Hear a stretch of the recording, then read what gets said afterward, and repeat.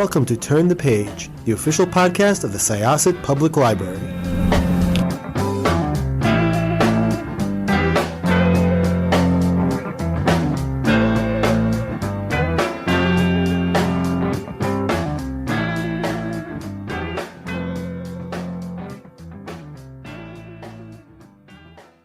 Hello, everybody. This is Evelyn Hershkowitz, a Reader Services Librarian at the Syosset Public Library on the Turn the Page podcast. And today we have one of my favorite authors, I have to say, Annabel Monaghan, who last year came out with a book called Nora Goes Off Script, which was such a popular book. It's a staff pick here. Everybody loves it. But today we're going to talk about her new book that came out June 6th. It's called Same Time Next Summer, and it's just such a great story. So this is Annabel, everybody. Now, Hi. Annabel, this is your second adult book. Yes. But you wrote other books before, and one of them has the best title ever. It is the funniest thing.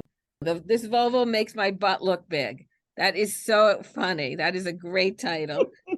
Well, Laugh out loud. It says that Nora Goes Off Script was an Indie Next and a Library Reads pick. And then you also wrote, Does This Volvo Make My Butt Look Big? Yep. So thank you so much for being with us. So today's book is, we're going to talk about Same Time Next Summer. So why don't you tell everybody a little bit about what it's about?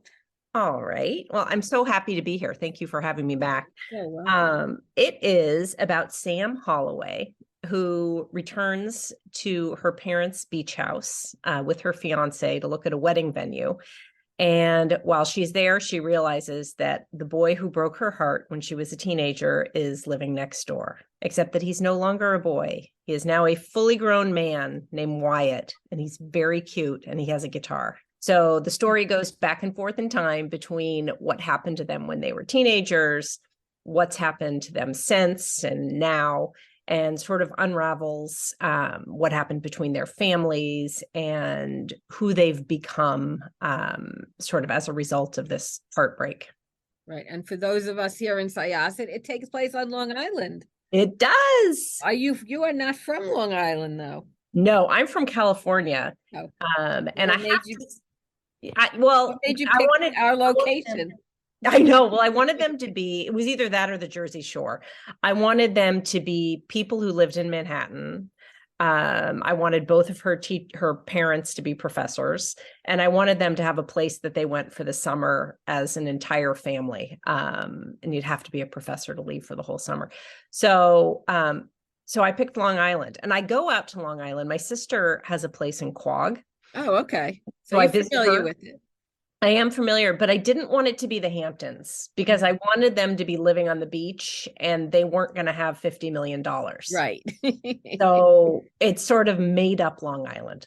Okay. Well, Quogue is still very nice. It's beautiful. And right now, nothing is affordable anywhere out there. So that's right. They're lucky to have that little piece of land that they do have right on the beach. It's a wonderful place. I love stories that take place on the beach. So me too. And it's also very handy when you're trying to write a book where you're trying to bring about some nostalgia and some memories of when you were younger and those like wonderful long summer days.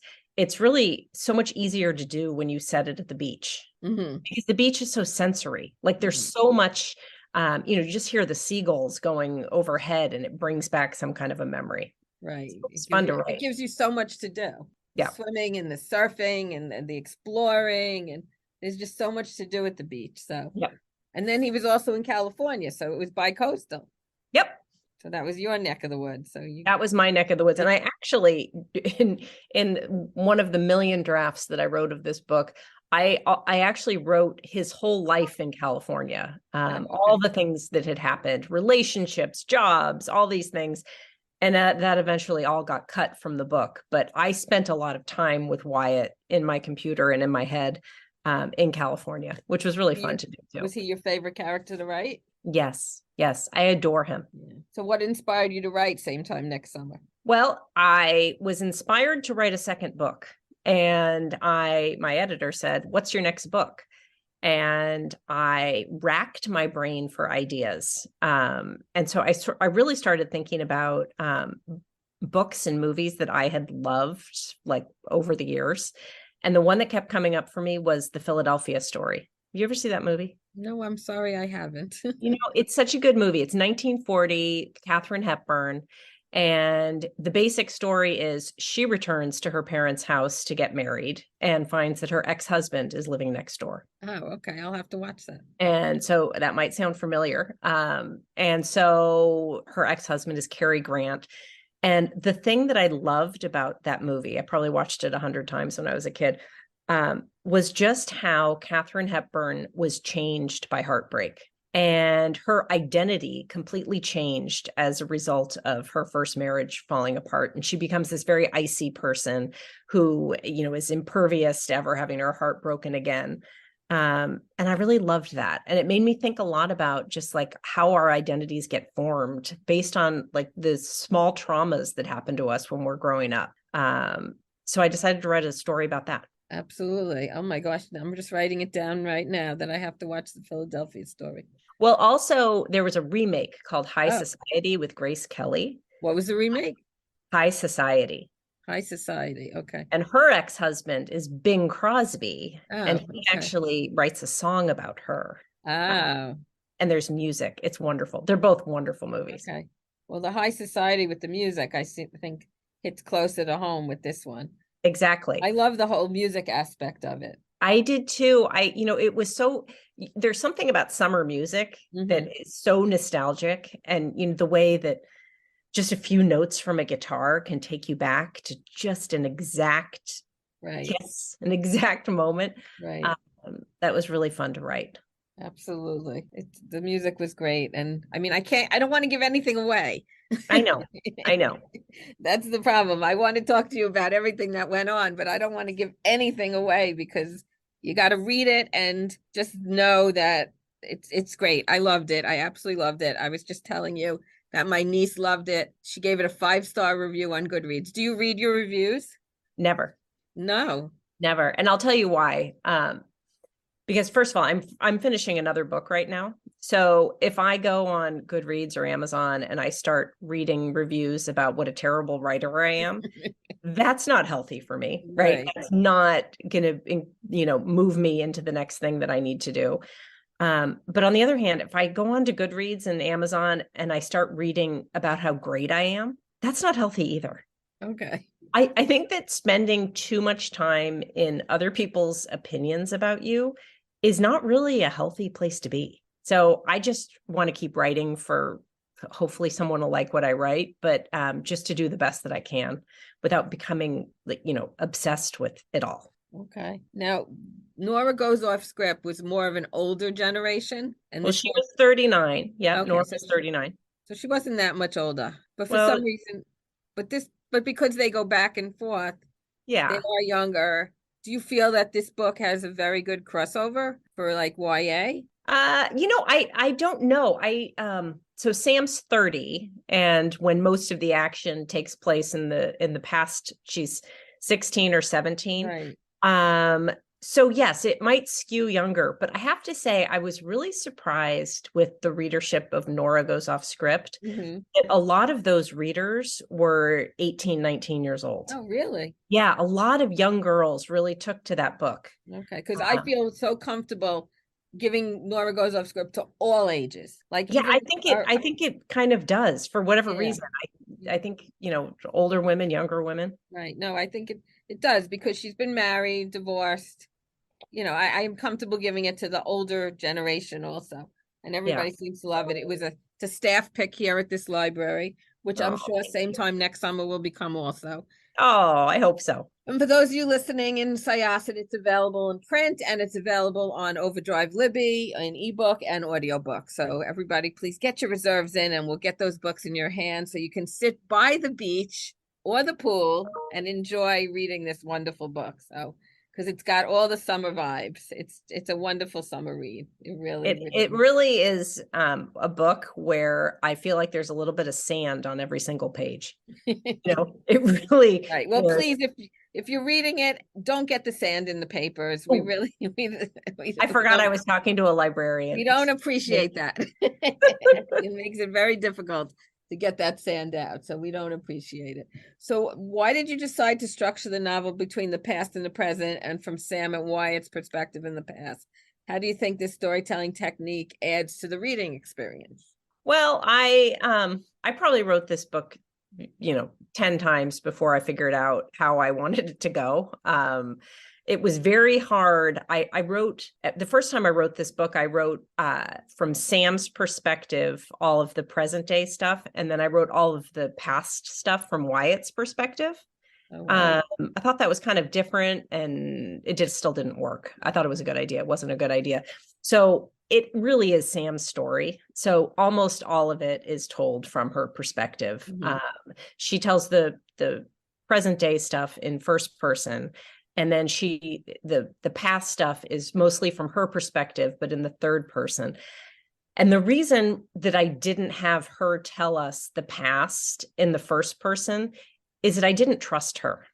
She is she's a person who had her heart broken and her whole life blown up all in a day. Right. And became somebody totally different as a result. So for that woman right now to be telling us about her true love when she was 16, she's going to kind of sugarcoat it a little bit.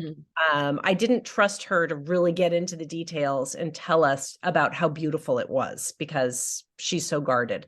So I have a narrator, or I had, I'm telling it from the third person, but very much in her head as she was at the time. It ended up being the thing that made the most sense to me.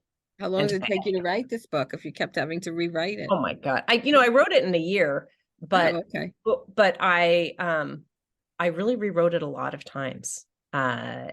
Just because going back and forth in time is very difficult. Sure. And every time I've read a book where they go back and forth in time, I always think, how did they do it? And now I know the answer is, I still don't know. And it's not easy because you forget while you're writing what you've revealed because it's not chronological. So have I already told them the part about this that I'm now referencing in the present? It takes a lot of it. Well, luckily for me, I have a really good editor. So that helps. Did you write through one part and then write through the other part, or you did it alternating as you were going along? I alternated as I was going along, and then I started over, and then I wrote it again.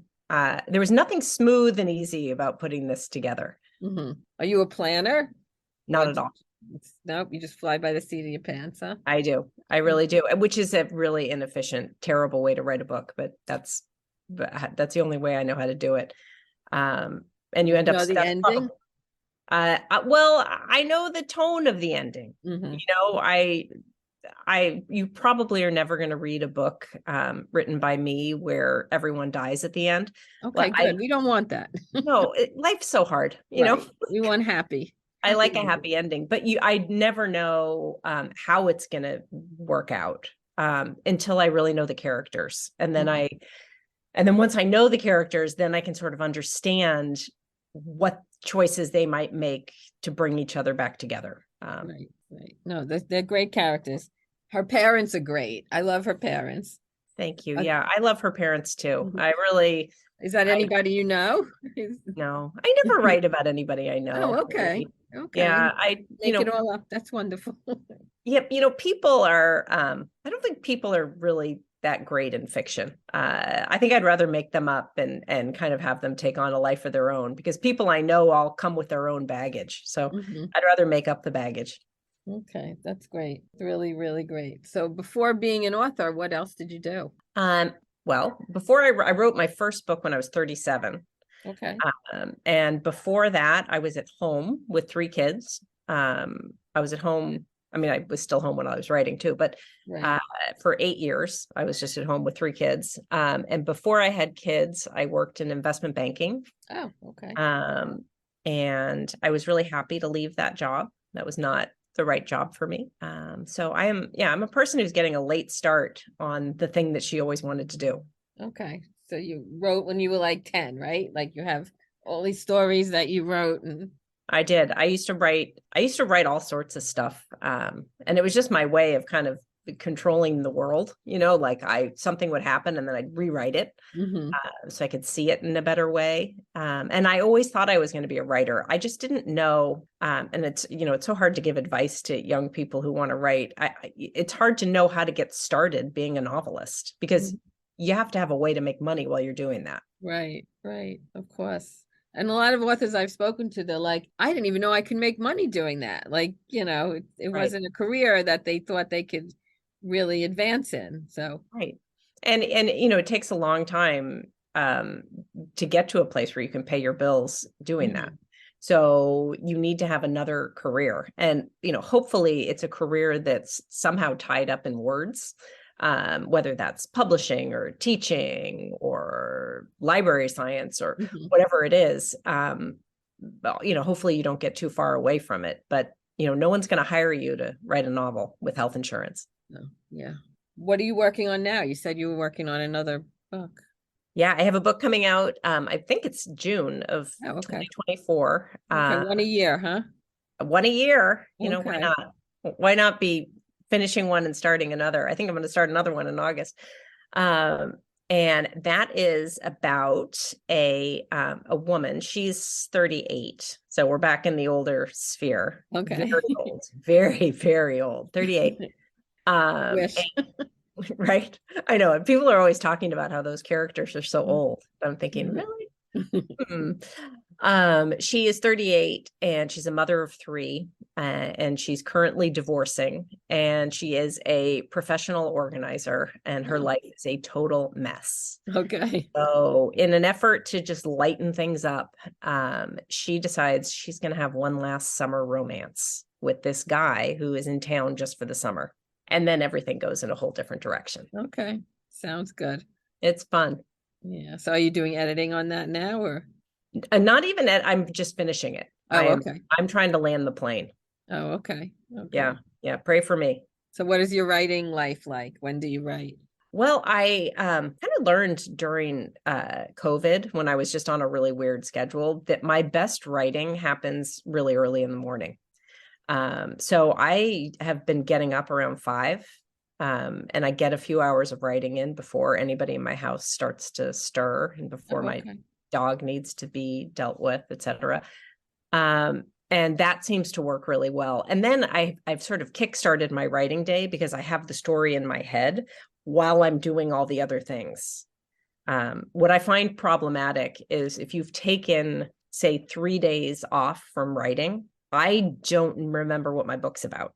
Oh, wow. I don't have that feeling. I mean, of course, I remember what it's about, but I don't have that, like, I can't just jump back into the manuscript in with all of those feelings. So I have to, it's really good for me to start the day, with a couple hours in the manuscript. Right. Do you write every single day? I mean, do you take I days try off? to. Wow. I try to. Yeah, weird, right? It's a job where you just don't take any days off. But it's funny because sometimes I'll go on vacation and I was going to say you gotta give yourself a break once in a while. Yeah, except it's what I like to do. Oh, okay. So giving myself a break. I'm like, I think I'll take a break and write my book. So, lucky for me, I like doing it. Yeah, wow. That's gotta take a break once in a while. Yeah. Well, what feels like a break is reading. What do you like to read? Who are some of your favorite authors? Well, I'm reading right now. Avery Carpenter Foray wrote Social Engagement. It came out in the end of May. And it's about a young woman whose marriage completely falls apart on her wedding night. Oh, wow. And then you go back through all of her social media posts for the prior year to unravel what had happened. Okay. And frankly, I'm on page 26. The writing is so good and the story just feels really compelling. It's great. Did you tour for this book at all? For the same time next month? Yeah, I was. Did you enjoy yourself? I loved it. I was gone for pretty much the whole month of June. I just got back on Saturday. Yeah. And it's really funny about touring. It seems like it would be exhausting, right? You wake up in the morning, you pack your bag, you go to an airport or drive somewhere. But what happens at these book events is everybody brings so much enthusiasm that you just leave there feeling more energized than when you got there. It's really wonderful. Yeah, well, everybody's there to see you. Well, they're and there nobody comes because they hated your book. right. If Nobody they don't, comes to tell you you're the worst. right. If they didn't like your book, they wouldn't be there. And if they want to buy the book if they haven't read it already, but they read the other one, so they bring that one to sign also, right? You get Yeah. Yeah. No, it's just signings. it's so nice. And it's so fascinating to me to hear things that people pick up in my books that I'd either forgotten about or had sort of happened thematically accidentally. Mm-hmm. So it's just really interesting to talk to readers. You invent something in your mind and then they read it and now it's in their mind and now you're connecting over it. I mean, Right. it's amazing. Has there been any interest in movies on either Nora or same time next summer? Yeah. So Nora Now was with the writer's strike, we have to. Nora was optioned for Oh, a film. And they have 18 months to start filming. okay. The clock started on that in December. So Mhm. we only have a year left and we have a writer's strike. Right. So I just don't think we're going to be coming to the big screen anytime soon. And then apparently there's a lot of interest in Same Time Next Summer. Oh, how great. I know it's fun to think of because I think it's probably because of the music and Mhm. it would be a super cheap movie to film. I mean, all you need is to rent a beach house for a week. Mhm.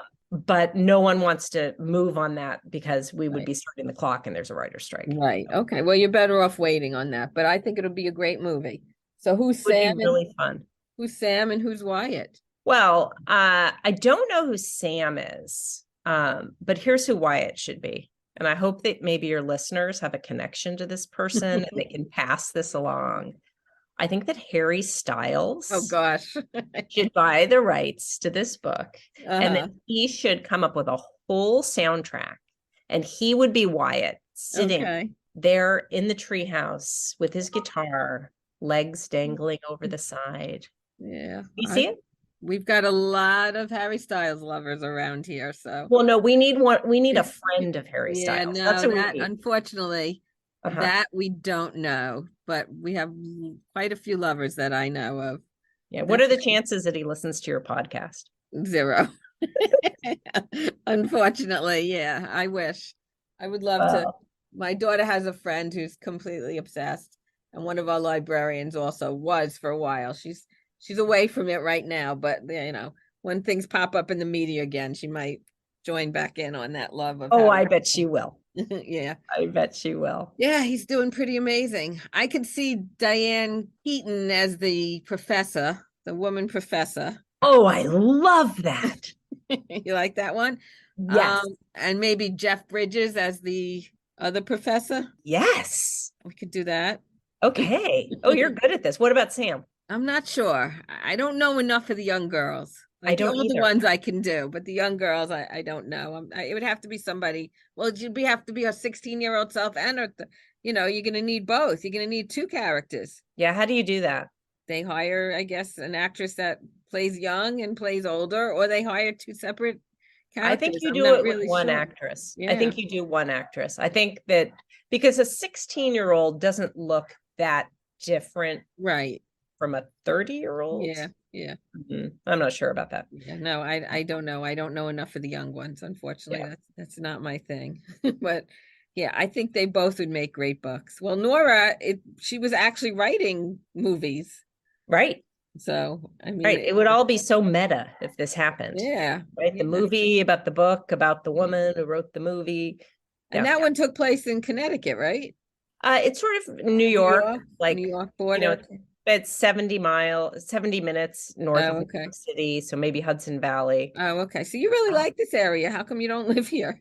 Oh, no, I do. I live in New York. I live Oh, in you West are here now. Oh, you're not in California Oh, anymore. no, I grew up in California. Oh, so you're on the East Coast. Yes, I can, if I went out to the water, I could look across and see Long Island. Right, of course. Rye's a nice place up in Westchester. It is. Okay. Yeah, what I really like to make up a town to write about. And that is partially because I don't want to have to get everything right. Of course. And people generally, if you write about a real town, you will screw something up. And it's annoying to people who live there. Right. I've read books. I don't want to give any names or anything where it took place on Long Island, and they said they can walk to the water from the house, and they couldn't. Like we Yeah. all know, there's no way. You have to drive from Yeah. where they're talking about to the water. You Yeah. cannot walk. They either took horseback or it took place a while ago.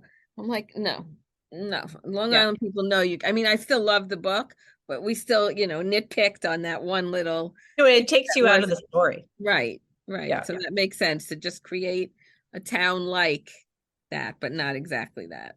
Yeah. And then no one can call you out on it, and you don't have to be right. Right. Which is, I mean, it's great. I really love the book. I look forward to your next book. Really Thank do, because they're really great books. I will be putting this book in plenty of our patrons' hands. I will recommend it all the time. It will become a staff pick. Oh, good. Yeah. Good. Thank you. Yeah. And it's in audio also, right? It's in audio, yeah, and it's two narrators, Yeah. because some of the chapters are from Wyatt's perspective. Right. And I haven't listened to it. Oh, you have to. It's very good. That's what I hear. I hear it's really good. Yeah. I am super self-conscious about listening to an audiobook of a book that I wrote. Okay. Because I feel like I'm going to be editing it the whole time while they're like, I'll listen to the sentence and be like, what? That's the stupidest sentence I've ever heard. Don't feel that way. It was very good. Yeah. So at some point I will listen to it. I just have to, Did you listen to Nora? No. Oh, you haven't listened to that either. No. And I've heard Hillary Huber narrates that, and I hear it's fantastic. Yeah, they're both great audiobooks. I enjoyed them. I'm a I'm big so audiobook person. Okay. And I enjoyed them both. I do both. I listen in the car, and I like to have the copy of the book and the audio so that I can get out of the car and just keep reading once I get into the house. So, But how do you know where you are? you can figure it out. It's not that Really? hard. Yeah, it's pretty easy. They all have chapters, so you could just, I try to end a chapter while I'm reading so that when I get in the car in the morning, I can start right where it is, and you can find the chapter. That makes sense. It's not hard. It's not hard to do it all. So I love doing that. So luckily I was able to get an advanced copy of the audio before it actually came out. So I was able to listen to it and read. I did both. So All right. it was so nice speaking with you, Annabelle. I really appreciate you taking the time to come and talk to us on Turn the Page. So we're going to close this chapter, and everybody have a great day. All right. Thank you so much for having me. It's time to close this chapter of Turn the Page. Join us for the next episode.